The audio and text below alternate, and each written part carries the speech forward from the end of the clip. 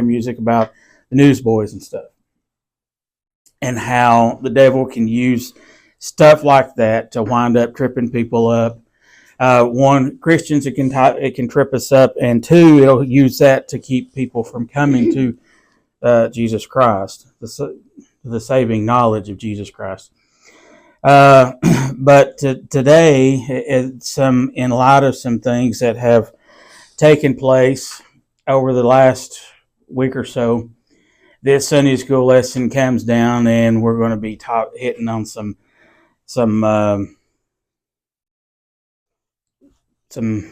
kind of. This is going to be a really touchy and heavy Sunday school lesson for me. So, with that being said, we're just going to go ahead and jump in and read 1 Corinthians chapter 2, verses 9 and 10.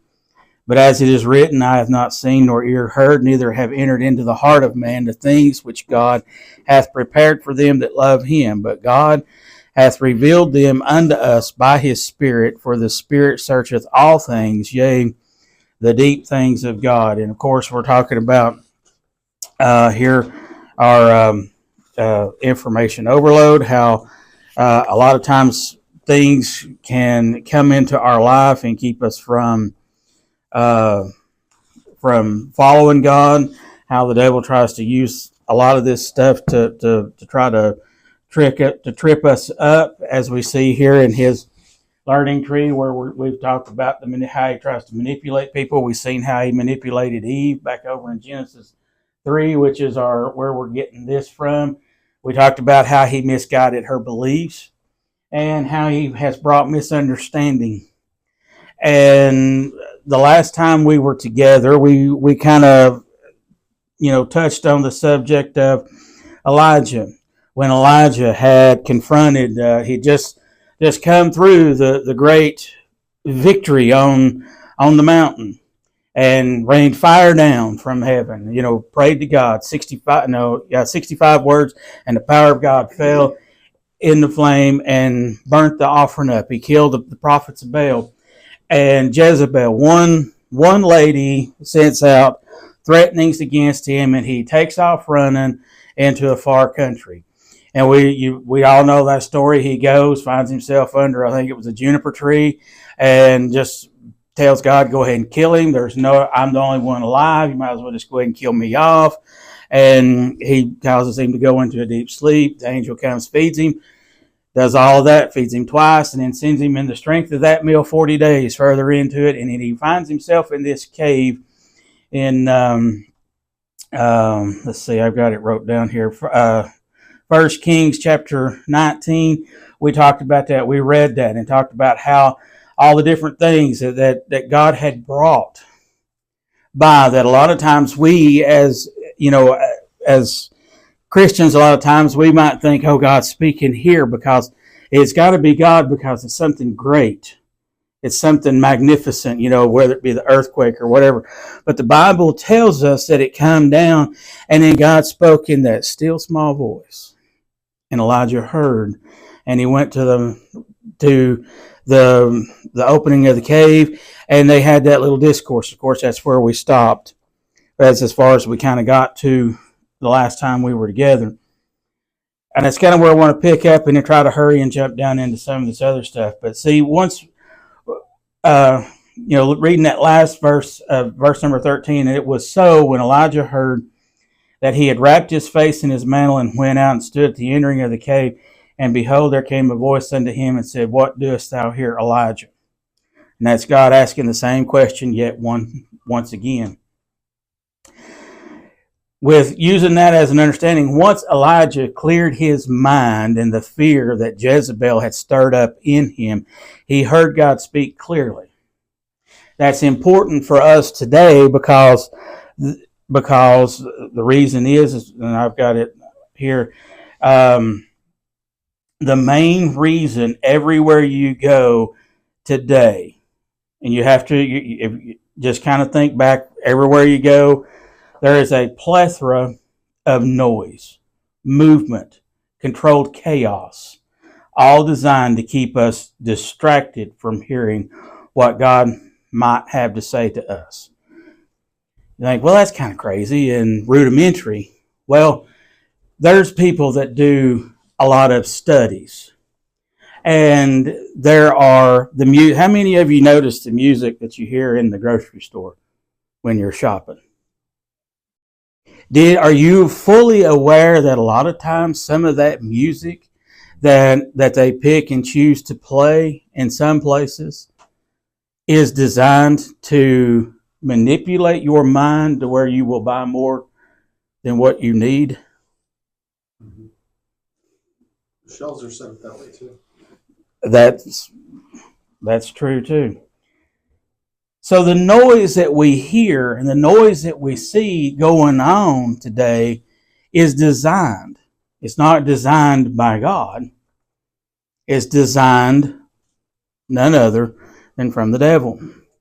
As far as the Christian goes, a lot of the things that we see, a lot of the things that we hear, a lot of the things that you get on social media and see, a lot of times will, generate some type of a response. And with that, just like, like we were talking about a couple of weeks ago, 3 or 4 weeks ago, about how all the stuff that's been coming out and still coming out, it's still coming out about all the things that's been going on and within Christian contemporary music, and how people are now coming out and saying the Michael Tate thing was one of the worst, best kept secrets in Christian contemporary music, and how everybody knew what was going on and what he was doing, but nobody would say anything. And then you got his bandmates say, well, we didn't have a clue. We didn't know. We would go talk to him and he would deny it to us, and we just, okay, well, everybody else is saying this and you're saying no, so we're just going to believe you, when everybody in that industry knew what was going on. It just took that long for it to come out for us to know what's going on. And all of this stuff is designed by the devil to put a black eye on anything that is quote unquote Christian. That's why, like I said, you have to be careful when it comes to listening. And just because it says something about Christian doesn't mean that it's always Christian. There are people today that are wrapped up in this little thing called charismaticism today. And you're thinking, what is that?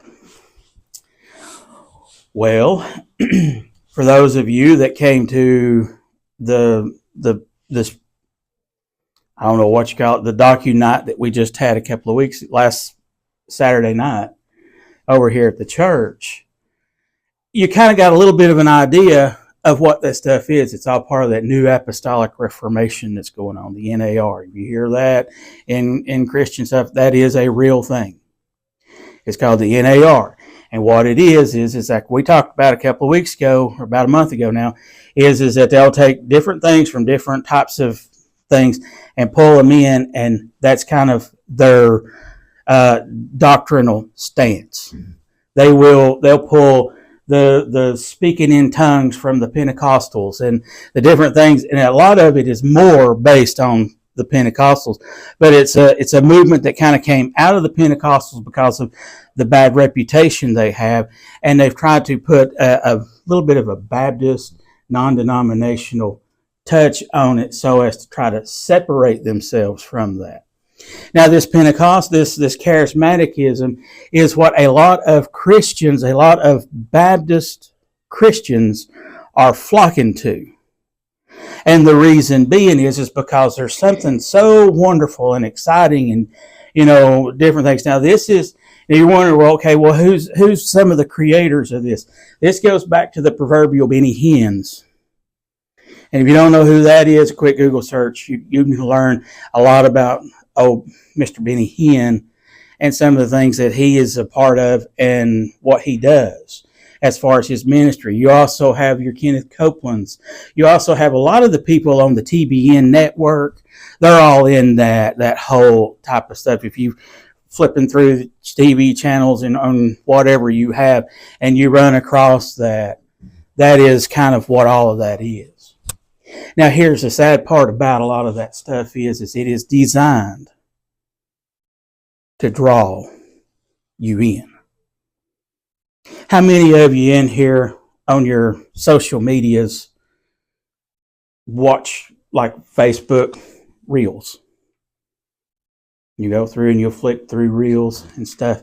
How many of you in doing so have ever run across a preacher, fiery preacher, good sounding preacher under the name of Word of Faith? Have you ever seen any of that come across your... Well, no, I don't know what the name of the guy is. He's a white-headed guy, and he's up there, he's preaching hard and different things. But the ministry, how it always has a little thing of what it is. It says Word of Faith. Now, when you see Word of Faith, what do you think? Well, Word of Faith can't be that bad, right? It's all designed to draw you in, because that is none other than a charismatic NAR work, using something so innocent as the Word of Faith Ministries. I don't know who the preacher is, but a lot of that, and you have to really get down and listen to what people are saying to understand where they are coming from. Which leads me into this. Now that we've just kind of finished out the first thing, what we started talking about a couple of weeks ago was there's two things that the devil tries to use. And one was for the Christians, and that's why he tries to do everything he can to cloud our judgment, to cloud our mind, to keep us off task of what God has in store for us to do. The second is for the lost. And that's kind of what we're wanting to look at today. And this is kind of where I'm wanting to go. And like I said, this is probably not going to be a very popular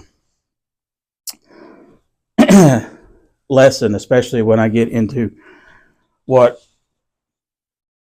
as I'm using as the latest example of a lot of this. For the lost, Satan's goal is to keep us, the born-again believer, from ever growing in the grace and knowledge of the Lord, which is easy because that's typically all we've ever known. And when I say it's easy because that's all we've ever known, for the relatively new born-again believer, if you're, let's say, 20 years old, and you just come to the saving knowledge of Jesus Christ at 20 years old, what have you been living your life as for the previous 20 years? A lost individual. All you know is what you've experienced out there in the world. You don't know a whole lot about what it is to live by faith, to trust in Jesus Christ, to learn about God in your personal Bible study, in your prayer life, in church attendance, and all these different things like that. You don't have an idea of any of that, right?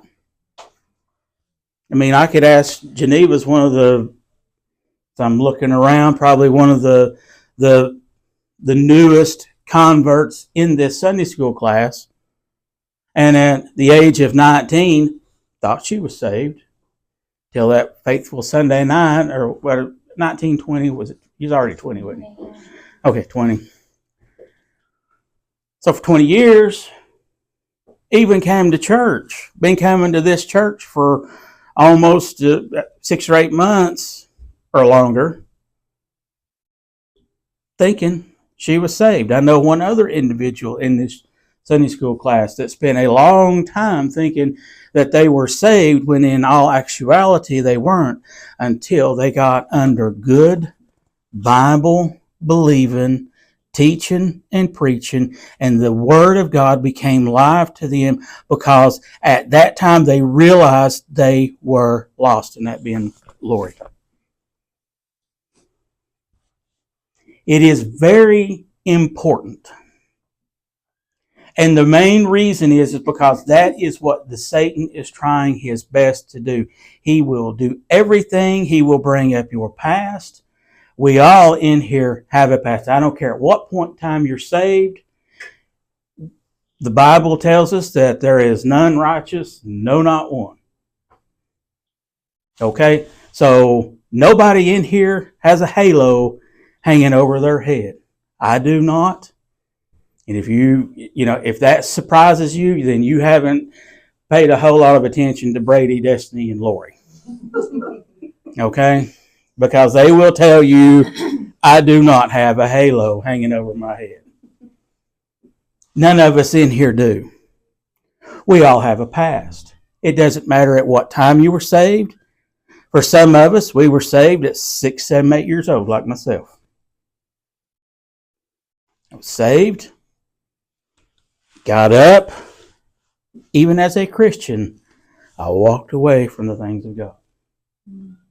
Lived the majority of my life, my teenage years, out in the world. Got married, got in church, started trying to fix and straighten my life up with the help of the Lord. Still falling away. Everyone in here has that fallen away. Doesn't matter how dedicated you try to make yourself to be to the Word of God, you're still battling your primary enemy, which is the man in the mirror, this flesh. And this flesh is doing anything and everything it can to keep you from following God. Plain and simple. Now, within that, there is the part where you have to realize that the devil is still working in the life of the Christian. Not that he's trying to keep you from being saved, because you're already saved. You're already Christ. As a born-again believer, nothing is going to change that aspect of our life. The only thing that the devil can do now at this particular time in our life as a born-again child of God is all he can do is to keep us from following God. And in doing so, we become a light to a lost and dying world that screams, I'm no better than you are. What I have in Jesus Christ isn't that important, because it's not that important to me. Because I like the music you like listening to. I like going to the places you like going to. I go to the club with you. I don't care. Aren't you Christian? Aren't you saved? Don't you go to church anymore? Yeah, I'll be all right. I can go hobnob around with you out there in the world. How many of you in here know so-called born-again believers that like to drink alcohol?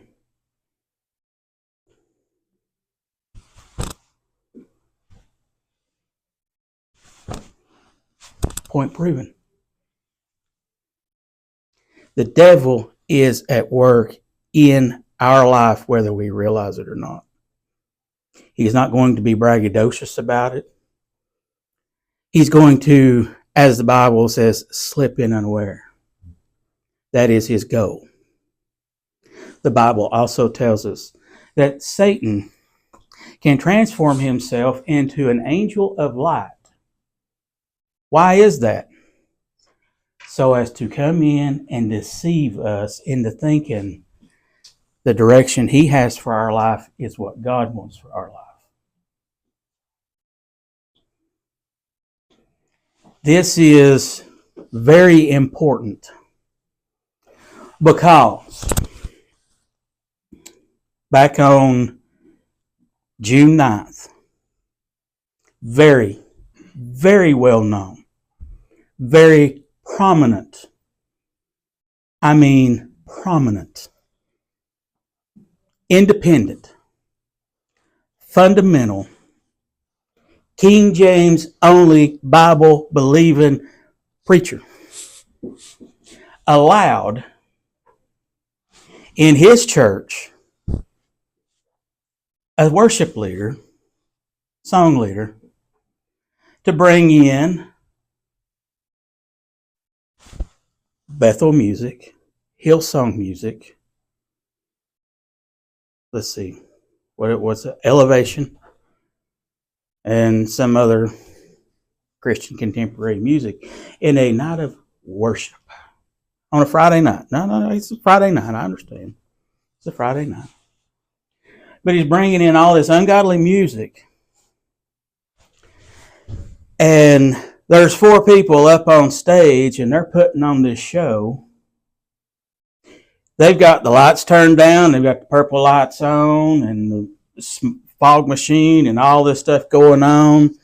And then you can kind of see people out in the aisle, out in the congregation, kind of jumping around, kind of, like they do at a rock concert in the mosh pit and all that stuff. They're all just kind of, oh yeah, whoa.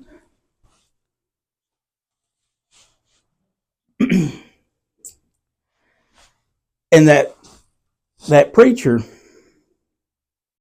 got called out on it. And I wound up getting caught up in it. I threw my 2 cents worth out there. There was a pastor up in Baltimore, Maryland, that put out a very, very good post pointing out the charismatic attributes of what had just taken place in this independent, fundamental, Bible-believing church's auditorium on a Friday night under the guise of a special service. And then you have, and this is where I got caught up in it, and then you have other people who are Christians. I've went to church with several of these people. I know these people. They know me. One of them happens to be a pastor at a church over off Central Street in Knoxville, Tennessee. Came at me for trying to point out the fact that what has just happened is not biblical. And all of this, I don't care who it is, you can go to my Facebook page. You will find me under Jason-Chuck Hodge. If you're not friends with me and you want to go see it, it's public. I don't hide anything. It's right there. You can go find my Facebook page, and you can find it. You can find the post that I shared that Pastor Shiflett in Baltimore and Dundalk, Maryland shared. And he, the one person, the first person to ever expose this was the creator of the documentary we watched from Shepherdsville, Kentucky. He's the one that first put it out there, and this guy blazed the torch. People are coming at him, calling him a heretic and everything for just standing for the word of truth. Don't worry about that. I'll get it after Sunday school. The word of truth. He stood on this Bible. And because of who he stood against, he has faced all kinds of persecution, been called names, and I have been called names. I even had somebody I don't even know. I don't even know this individual. They follow our ministry page,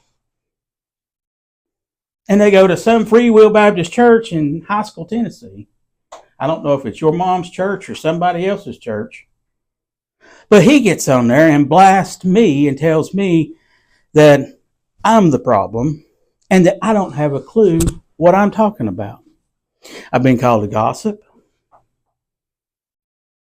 All because this one prominent, Bible-believing pastor allowed something of a charismatic nature to come into his church and take place, and then get up and use the words anointed, and blessed and all of those little, once you get into studying this stuff, you'll start picking up on all the little keywords that tells you this guy, I need to be watching. I need to watch this guy. This isn't right. And when they get to using and dropping all those little NAR words and talking about the charismatic stuff and talking about people being anointed and all this, that, and the other, and the blessing and decree, this guy gets down at the piano and has the ohms playing in the background as he's talking. And here he is. He's talking about trying to give praise to God, but talking about how he just decreed and declared that God would heal his back so he could get up there and act like a fool on Friday night. And miraculously, God touched him. Anytime you're listening to somebody and they start talking about decreeing and declaring unto God, that ain't somebody you need to be listening to. Why? You know what else he said? To start off, he gets up there.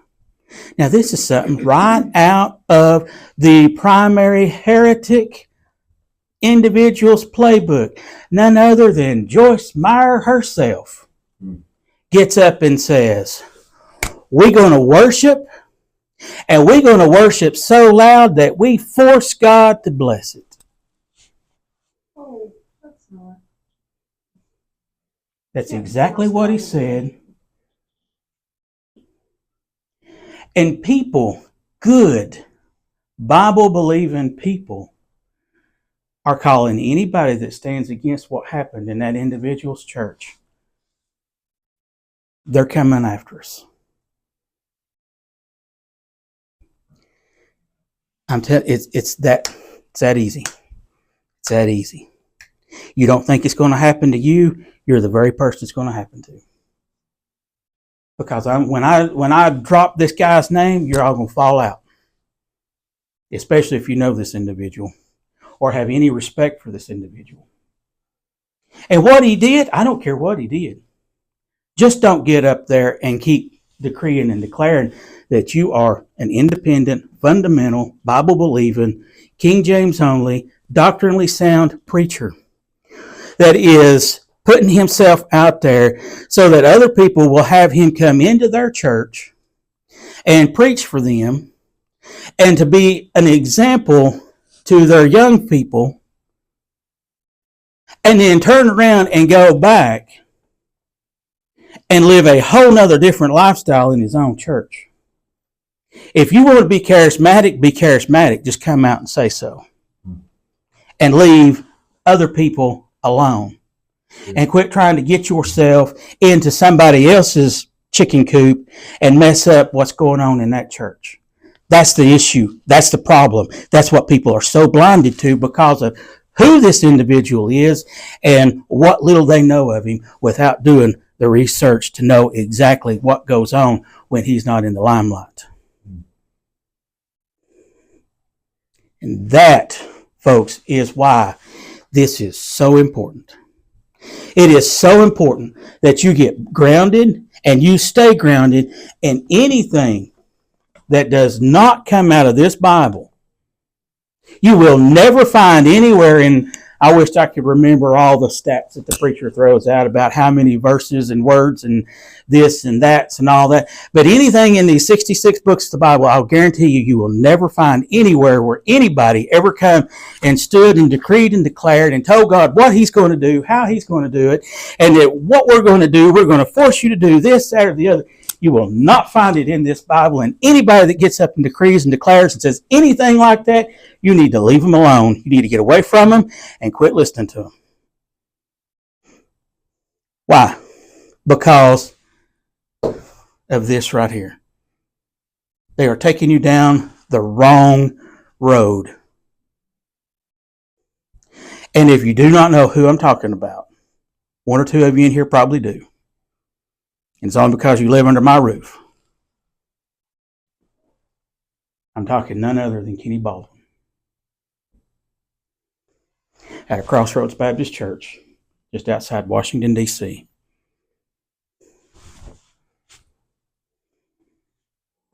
There, I said it.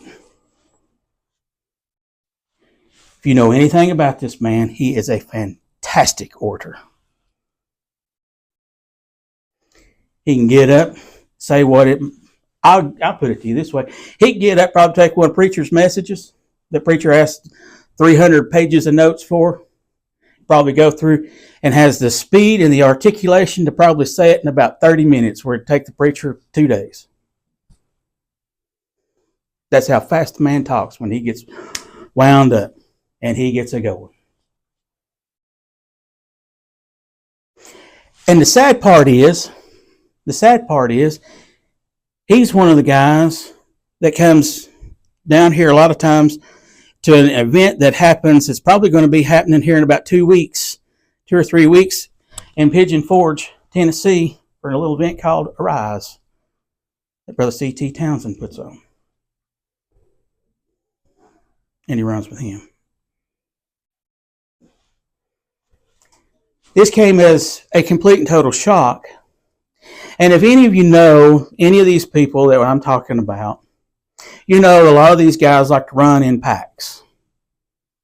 It's all started out, CT become known because of a feller down in Georgia by the name of Dr. Joe Arthur, who is looked to as the godfather of the independent fundamental Bible believing movement today. He's the one that brought CT along. CT's kind of went the way of Billy Graham into more of ecumenicism, not ecumenicism, but what's the word? I can't think of. It is ecumenicism, and there's another term that well, no, not universal, but I'm trying to think of the guy's name now. In North Carolina. Gosh, my mind just went completely blank. Graham. What's his name? The dad that's dead? Billy Graham. Thank you. Billy Graham. He's the one that first brought all this in. He's the one that come in as a fiery young preacher, preaching in sold out stadiums, only to then in the latter part of his life turn against everything he stood for. And you have people that still hold that man in high regard, when everything he did in the latter part of his life went completely and totally against everything that he started off with. And then you have, like I said, you got Joe Arthur down there. And then you've got all these people. Well, Joe Arthur runs a little camp meeting over in Greer, South Carolina, that had none other than Kenny Baldwin preaching tomorrow night until what happened on June 9th in that man's church. And Joe Arthur had enough dignity about himself and enough care about if Joe Arthur can see the fact that something's wrong going on up there in that church and with that man, and that you need to leave him alone, this ought to tell you something, because he canceled him. He's not preaching in Greer, South Carolina tomorrow night. He got replaced. Because Joe Arthur, when he found out and did some studying and did some digging into it and seen exactly what was going on, he said, nope, you're not hanging on my coattails anymore, and cut him off. That right there, folks, is what I'm talking about. You ought to have enough respect and dignity for yourself to where when you find somebody that is not lining up with this Bible, I don't care how famous, I don't care what they've done in the past, you cannot hang on to somebody that turns against this right here. When they turn against this right here, you need to leave them alone. And that's exactly what's happening. And I cannot tell you, you can go, like I said, you go on my Facebook page, there's 20 comments, people coming against me, fussing and griping about what I said. And all I did was affirm what Brother Shiflett said, because what Brother Shiflett said was right. We do not need people putting out a false face to come into other people's church and mess up what God has going on there just because of who they were or what they once did. It's the here and now, folks. It's what's going on right now. If somebody you know is turned against this Bible, you need to leave them alone, cut them off, and go away. Go the opposite direction. Because all they're going to do is do exactly what Satan did to Adam and Eve and lead them down the wrong road. And we're in the shape and condition we are today because of that. There's going to be a lot of people because of what's going on up there in that man's church right now. Because he refuses to see the error of his way. He's leading a lot of people down the charismatic road. And there's going to be a lot of people in an independent, fundamental, Bible-believing church that sit and listen to him. And when something is said, they're going to get their little feelings hurt, and they're going to run after him and leave this in the wake. That's how it happens. That's how we see so many people today from good Bible-believing churches find themselves in an NAR charismatic church that does not stand for this right here. That's how it happens. And it's happening even still today. That just happens to be the latest example of it happening. So, like I said, I just hope you understand. I'm trying my best here to try to drive home the point. This is so important. This right here is more important than what somebody else says or some other preacher. It's this right here or nothing, folks. This Bible. If the man of God does not stand in for this Bible and everything he says come out of this Bible, it can even come out of this Bible, but if what they believe and what they're doing does not line up with this Bible, leave them alone.